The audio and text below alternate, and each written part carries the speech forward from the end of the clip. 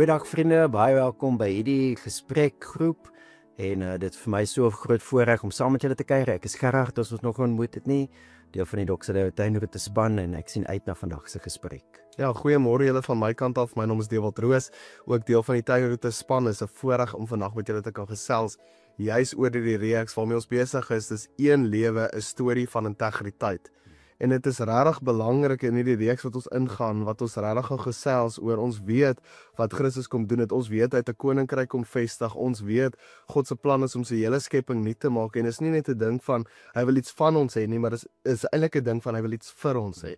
En hy doen hierdie koninkryk wat hy vestig en alles wat hy nuut maak, doen hy in en deur sy familie. Dis hoekom integriteit en heiligheid so 'n belangrike ding is. Ons kuier in die reeks uit Hebreërs uit in ons preekreeks, maar in ons gesprek wil ons bietjie meer fokus op Kolossense. Hier is hoe Paulus in Kolossense dit stel. Die misterie wat vir eeue en geslagte lank verborge was, is nou aan sy heiliges bekend gemaak. God het besluit om aan hulle bekend te maak hoe ryk die heerlikheid van hierdie misterie vir alle nasies is. Christus is in julle, die hoop op heerlikheid.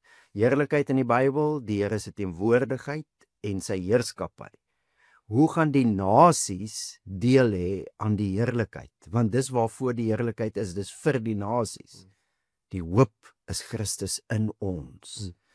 Dis hoekom integriteit en heiligheid so belangrik is. Dit gaan nie om in God se goeie boekies te probeer kom nie. Dit gaan oor dat die Here 'n doel het met ons lewens, sy heerlikheid en sy koningskap. En dan die Bybelse woordjie vir dit is heiligheid, aan die heiliges. In Christus is ons heilig, reeds eenkant gesit. Nou gaan ons gesels oor hoe word ons lewens dan al hoe meer iets wat die Here se koninkryk weerspieël. Ja, en ons wil juist vandag eintlik gesels oor 'n boodskap eintlik vir ons karakter. En dis so belangrik dat wanneer ons Christus sien, weet ons daar's iets binne ons wat gevorm word en ons wil juist fokus vandag op ons karakter. Want dit is juist in die wêreld waar Christus die koninkryk kom vestig het, dat hy iets in ons doen, maar ook deur ons doen. Ja. So wanneer ons hierdie boodskap van karakter eintlik aan hierdie storie van integriteit, verstaan ons eintlik dat in hierdie lewe waarmee ons besig is, in al ons areas van invloed, weet ons weerspieël die karakter van Christus. En is ons geleentheid eintlik waar ons teenwoordigheidsheid in ons families, ons werksplekke, in ons samelewing, weet ons in daai spasies weerspieël ons Christus en sy lewe en natuurlik sy karakter, die karakter wat binne in ons gevorm word. En meeste van die tyd as mense Christene veral praat oor die hoe van die Christelike lewe. Hoe weerspieël ons nou? Hoe wys ons al hoe meer Jesus vir die wêreld? Dan wil mense na reëls toe gaan. Dit is net asof vir ons dit soos 'n kort pad is.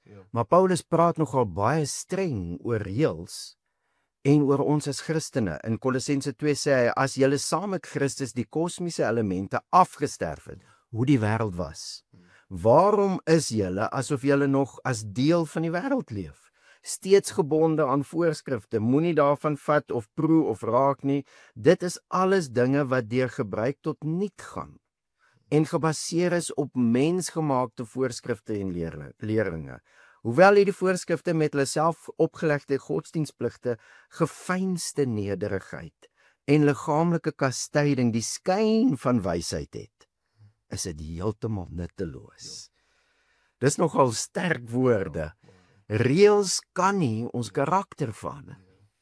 Reëls kan nie ons karakter vorm, soos jy nou gesê het, om soos Jesus in te wees, sodat ons teenwoordigheid sy koningskap weerspieël nie. Reëls kan nie ons so intoe vat nie. Dis nie die pad nie. Ja, en as ons kyk na wat Paulus ook aan ons kommunikeer, Paulus wys vir ons 'n totaal en al ander pad. 'n Pad wat ons eintlik nie dalk aan gewoond is nie, is dalk nie algemene kennis vir ons nie. Maar hy sê spesifiek in Kolossense 3 vers 1 sê hy, as julle dan saam met Christus opgewek is, streef na dit wat daarbo is, waar Christus aan die regterhand van God sit. En dit is baie belangrik as ons na hierdie kyk, wat Paulus hierso sê, as ons sê dat ons het saam met Christus gesterf in die vorige gedeelte, nou praat hy hiervan, ons het saam met hom ook opgestaan. Beteken dit dat die implikasie van dit wat met Christus gebeur het, dit wat waar is vir Christus, is nou ook waar vir my. En dit beteken ons 'n hele totaal en al nuwe moontlikheid wat vir my tot beskikking is vir my groei van karakter, vir die journey wat ek op spesifiek is. En dit is juis in die krag van God se vergifnis wat hierdie nou moontlik is dat my lewe nie meer bepaal word deur sonde nie. Dis glad nie dit. Ja. Maar dit word bepaal deur dit wat Jesus vir my gedoen het en nou doen hy dit deur my en in my. Ja, dis great. Is 'n ander pad. Is 'n Heeltemal. bietjie 'n langer pad miskien. Maar hoor wat Paulus dan sê as hy praat oor ons wat saam met Christus sterf, wat saam met hom opgestaan het, dan sê hy bedink die dinge daarbo, nie die dinge op die aarde nie. Julle het immers gesterf en julle lewe is saam met Christus verborge in God. Ja. Wie ons is ons nou in Christus. En dis nie iets, dis verborge. Dis nie iets wat ons baie keer met ons oë sien nie. Dis nie iets hoe dit vir ons voel altyd nie, dat ons 'n nuwe mens is, dat 'n ou mens gesterf het, dat 'n nuwe mens op. Maar nou Paulus sê, die begin van verandering is om dit te deurdink. Ja. Om dit te bedink. Ja. Bedink is nie net om 'n Sondag daaraan te dink nie. Bedink is om regtig dit te deurdink vir jouself. Die implikasies van Jesus wat gesterf het en opgestaan het, wat dit van my sê. Nie net vir my nie, maar van my. Om dit te bedink. Dink gou 'n bietjie. Hy sê net die volgende versie: wanneer Christus verskyn, hy wat julle lewe is, sal julle ook saam met hom in heerlikheid verskyn. As Jesus vanaand kom, dan word hy geopenbaar. Maar ons nuwe mens word ook ten volle geopenbaar. Ons gaan 100% soos hy wees. Nou dis nie iets wat ons doen of bereik nie, dis sy genade. Dis die Here wat sê, okay, ek beloon jou nou vir al jou goeie werke, nou is jy soos ek. Dis nie dit nie. Dis sy genade, dis die implikasies van Jesus se dood en opstanding. As hy vanaand kom, is ons perfek soos hy. Ons karakter. So dit sê vir my, maar as dit die waarheid is en ek deurdink dit, dis die begin van 'n veranderingsproses. Ja, net ek weet nie van jou nie, Gerard, maar dit voel vir my in geloofsgesprekke in die algemeen, as 'n mens praat oor dink, dan voel dit vir my die twee is eintlik so teenstrydig in die gesprekke wat ek optel. Dit voel vir my so die norm, veral met die charismatiese bewegings wat in die extreme ingaan, wat hulle sê as ons geloof uitoefen, dan is dit eintlik 'n ding van ek moet my brein afskakel. Ek moet eintlik nie dink nie, want my gedagtes eintlik, ek wil amper sê, hy dim of hy druk eintlik my geloof af dat dit wat deur my moet gebeur nie meer moontlik is. En dit is asof die geloof eintlik meer gepromote word of eintlik meer aangehaal word as dit is om te deurdink. Dis glad nie wat ons aan gewoond is binne ons gesprekke nie. Dis so asof ons sê, okay, ek moet glo, ek moet hierdie wees. Jy weet, en hierdie glo voel vir my so, as ek dit so kan sê, dit voel so op 'n afstand. Dit voel vir my dat ek maak dit my eie nog nie. Dis hy. Ek weet, dit voel vir my so die prentjie so ver van waar ek nou is, as dit sin maak. Baie sin, ek dink nou aan die woordjie wat Paulus baie keer gebruik, reken. Ja, presies. Ons moet reken. Ja. Jy moet die sommetjie self. Ja, ek maak dit so. Ja. En ek dink dis baie belangrik vir waar ons ook is in hierdie reeks. Dit is natuurlike geloofsding, maar hoe ons groei in dit, hoe ons groei in ons karakter, is deur om te deurdink. En ek wonder, dalk moet ons bietjie gesels rondom ons tafels, deurdink 'n bietjie, dit wat Christus vir jou gedoen het, die feit dat jy in hom ingesterf het, en jy het saam met hom weer opgestaan, maar dink 'n bietjie daaroor, wat dit beteken, wat dit behels, en wat dit impliseer vir jou lewe. Wanneer laas het jy daaraan gedink, maar wat beteken dit om daaraan te dink?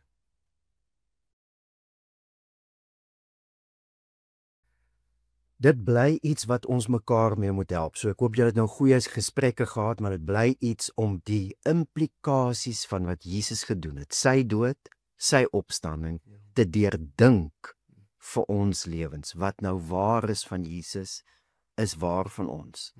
Maar dan die veranderingproses wat begin by deurdink, is ook 'n proses. Paulus sê, hy sê ons het die nuwe mens aangetrek wat tot volle kennis en na die beeld van sy Skepper vernuwe word. God het 'n nuwe mens geskep in Christus en ons het nou deel aan dit. Maar dis 'n proses. Ons word vernuwe en interessant hè, dat hy weer hier praat van kennis. Dis weer 'n deurdink ding. En dan lyk dit vir my asof Paulus moeite maak om die ou mens en die nuwe mens te beskryf. ons deurdink die ou mens en die nuwe mens. Dis amper asof Paulus sê, ons wat nou by Jesus uitgekom het en Jesus sien vir wie hy is, kan nou vir die eerste keer eintlik sien. Hier's 'n manier van mens wees wat destruktief is. Hier's 'n manier van mens wees wat gesond is. Ja. Die ou mens en nuwe mens. Ja, en dit is so asof iets natuurlik eintlik binne in ons eintlik amper sê geplant is in ons weefsel amper. Ja. In ons manier van dink wat eintlik soek na die manier toe. Ja. Jy weet, want as ons kyk na die lysies wat Paulus maak, en ek wil eintlik net 'n oefening maak daaruit. As ons kyk na die lysies wat Paulus maak en die beskrywings eintlik, dan sien ons okay, daar's iets binne my wat eintlik trek na die een kant toe as ek dit so kan stel. Ja. So ek dink kom ons oefen dit gou saam. As ons kyk na Kolossense het Paulus 2 lysies wat hy maak van ek wil amper sê 2 wêrelde, maar ek dink vir hierdie oefening kom ons maak dit 2 dorpe. So nou as ons hierdie 2 dorpe het en nou dink ek okay, ek hoor hierdie lysie van die beskrywing van die een dorp en dan van die ander dorp. Nou moet ek myself vra in watter dorp sal ek my kinders wil grootmaak? Want ons as ouers wil natuurlik die beste hê vir ons kinders. So nou as ek hierdie lysie lees uit Kolossense 3 uit spesifiek, hy begin by vers 5. Hy sê onsedelikheid, onreinheid, welis, slegte begeertes en ook gierigheid wat afgodediens is. Woede, driftigheid, kwaadwilligheid, lastering en onwelvoeglike taal wat uit julle monde kom. Moenie vir mekaar lieg nie. So dis die een dorp, die ander dorp. Innige meelewing, goedheid, nederigheid, sagmoedigheid en geduld. Verdra mekaar en as enigiemand 'n klagte teen iemand anders het, vergewe mekaar soos die Here julle vergewe het. So moet julle mekaar vergewe. Maar beklee julle bo en behalwe al hierdie dinge met die liefde wat die band is wat alles volmaak saambring. Verder laat die vrede van Christus in julle harte regeer. Ja. Ja, dis baie dis 2 uiteenlopende maniere van mens wees. En dit is soos jy sê, dis asof daar iets in ons wat verlang. Iets is wat in ons wat verlang na so 'n manier van mens wees. Die feit dat Paulus net daai lysies maak, die beskrywings, sê vir my net ook weer, dis die kennis waarna toe ons vernuwe word. Ons moet ook deurdink en ons kan nou. Ons wat nou in Christus is, kan nou kyk na 'n ou manier van mens wees. 'n Dorp, 'n samelewing wat eintlik destruktief is. En ons kan kyk na die nuwe mens wat ons in Christus leer ken. 'n nuwe samelewing, 'n nuwe community. En wanneer ons dit deurdink, is dit deel van die proses van vernuwing. So miskien sal dit 'n goeie ding wees om gou 'n bietjie te doen rondom die tafel. Miskien kan julle weer deur die lysie lees, die ou dorp en die nuwe dorp in Christus en 'n bietjie vir mekaar sê, wat val jou op as jy die 2 vergelyk? En hoe kan dit jou help? Die feit dat Paulus die 2 lysies maak, hoe kan dit ons help om juis te groei? Ons karakter om veranderd, vernuwe te word na die beeld van God. Kom ons pause en dan gesels ons so 'n bietjie.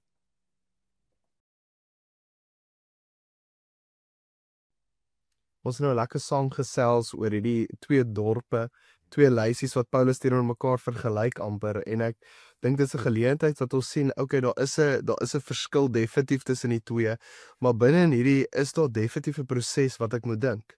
Want van daai eienskappe van die eerste dorp is dalk teenwoordig in my lewe en ek wil graag groei in die eienskappe van die tweede dorp as ek dit so kan stel. En dis juist ons wil fokus op die proses van dink.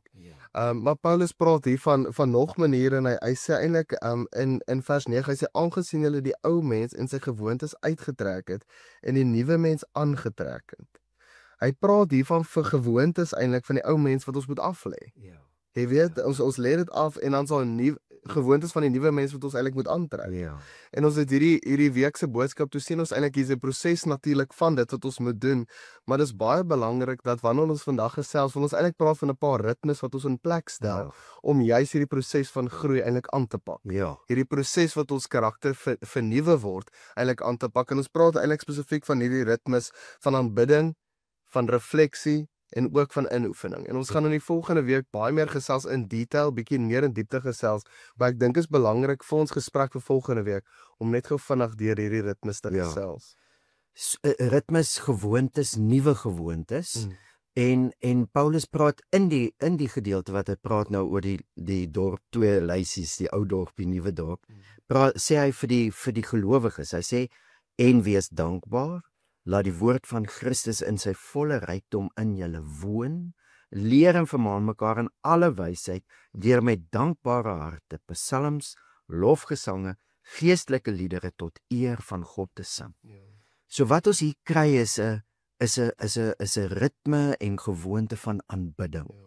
Aanbidding wat aan die een kant begin by dankbaarheid.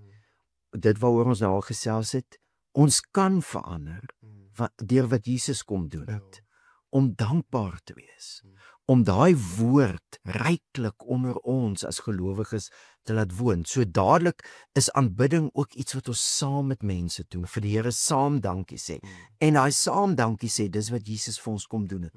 Ou mens is dood, nuwe mens saam met hom. Daai saam dankie sê, bou geloof. Dit versterk geloof, dit bemoedig mekaar. Dis ook 'n saam dankie sê vir wat hy gedoen het, maar ook 'n sien van wie hy is. As ons enige lysie wat die nuwe dorp beskryf, vat nou die woorde wat hy hier gebruik. Hy praat van innige meelewing, goedheid, nederigheid, sagmoedigheid, geduld, verdraagsaamheid, vergifnis, die liefde wat die band van volmaaktheid is, die vrede. Al daai dinge is eintlik eienskappe van Jesus. In die eerste plek. So ons begin nie by ons nie, ons begin altyd by Jesus. Dankie vir wat hy kom doen het en dan sien ons hom vir wie hy is. En wanneer ons Jesus sien vir wie hy is, sien ons God.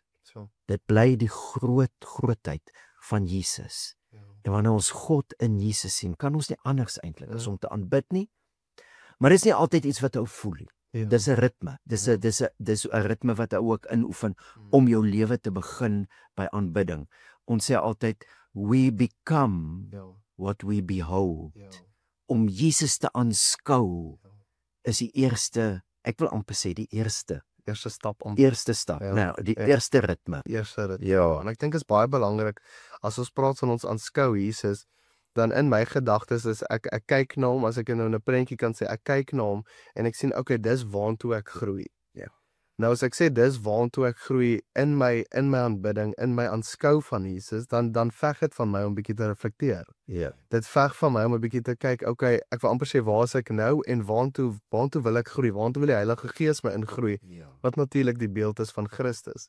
En ek dink dit is baie belangrik as ons sê, jy weet, ons reflekteer en ons doen dit as gevolg van die Heilige Gees wat in ons werk en hy maak dit amper bekend in ons lewens dat ons kan reflekteer en ook dat ons kan aanskou.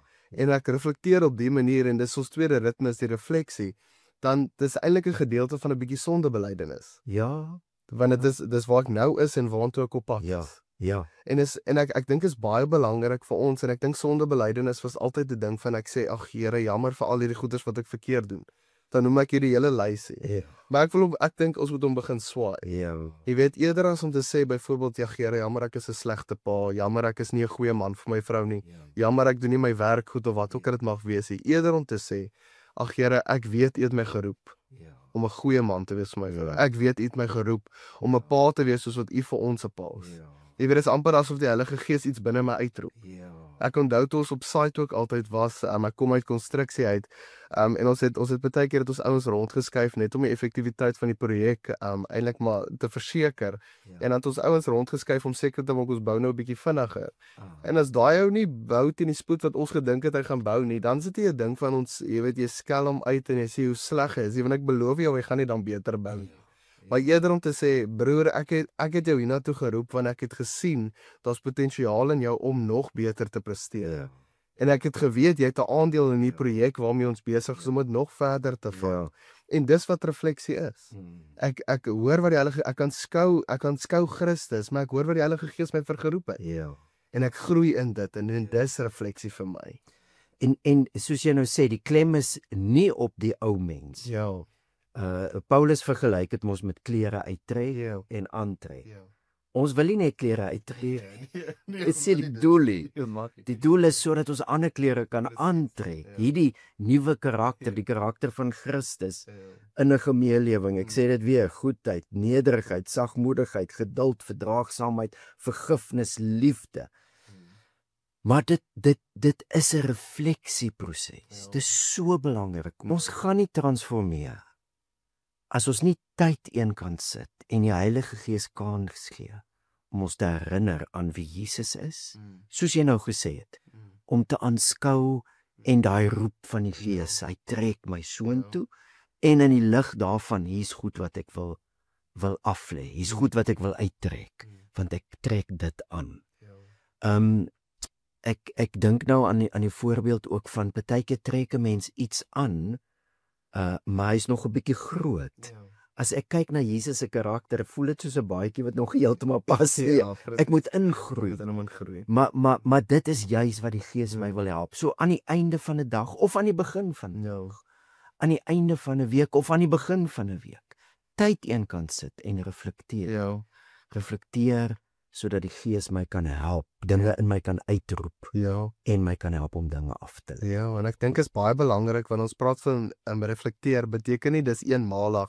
Okay, nou reflekteer ek waar ek nou is en waantoe ek glo die Heilige Gees my roep om te wees nie. Net om te glo beteken nie noodwendig dit gaan dit so verander nie. Maar dis baie aktief, is nie 'n passiewe geloof wat ek nou het in hierdie beeld waantoe ek groei nie. Dis aktief en ek oefen dit in.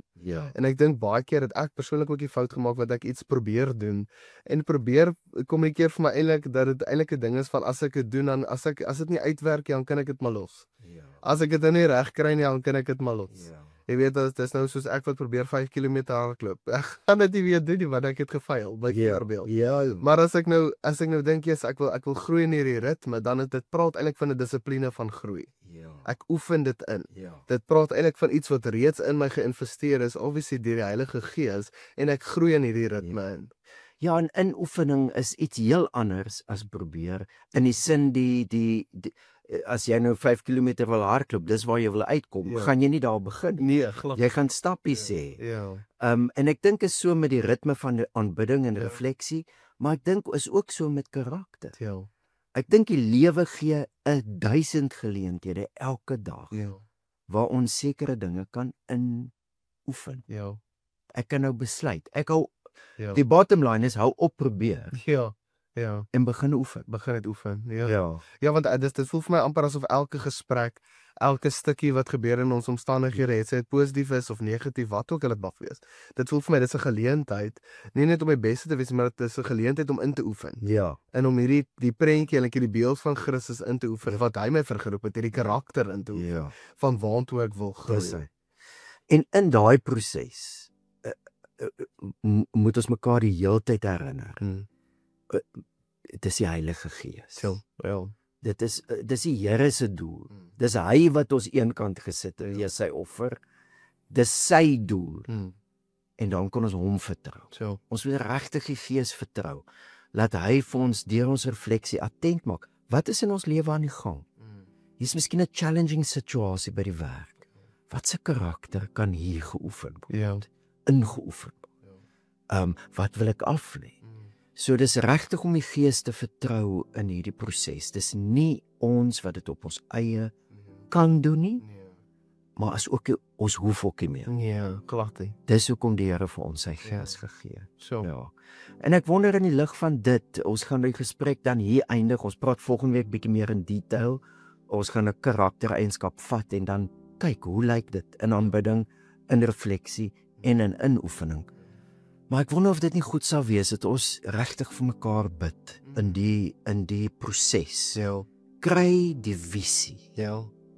Kry die visie dat die Here ons geroep het om instrumente te wees waar hy sy koninkryk vestig en dis hoekom hy sy Gees vir ons gegee het.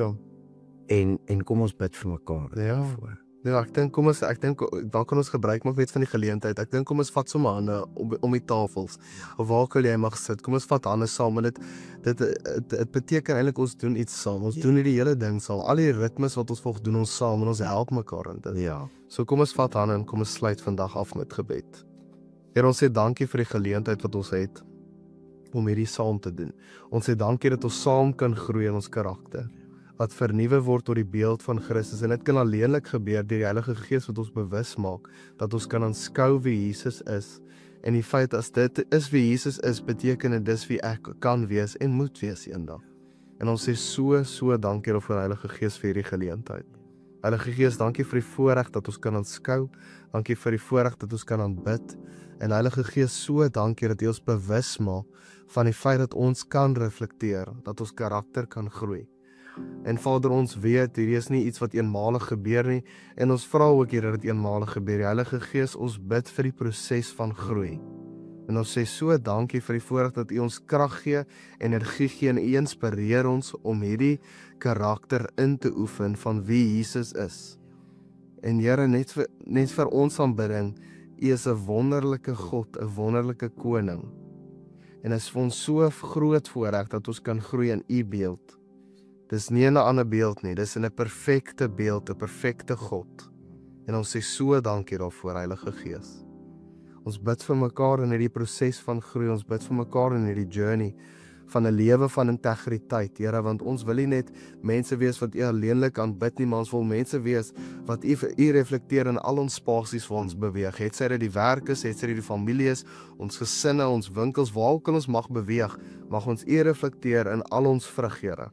En ons sê so dankie daarvoor vir hierdie geleentheid, want U kon alles nuut maak op een oomblik, waar U kies om deur U familie te werk. En ons sê so dankie vir die voorreg. Ons is bitterlik lief vir en ons sal altyd wees. Amen. Amen. Dankie Dewald. Ja, kom ons sluit miskien hierdie sessie af met 'n vraag. Hoe lyk ons ritmes van aanbidding, van refleksie en van inoefen? Ja. Hoe lyk dit in jou lewe? Kom ons gesels lekker en dan kuier ons weer volgende week lekker saam.